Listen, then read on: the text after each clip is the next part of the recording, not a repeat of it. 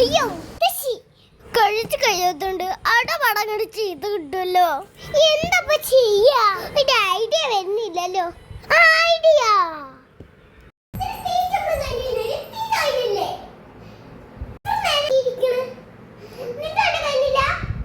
ഞാൻ സ്വപ്നം കണ്ടോണ്ടിരിക്കടി.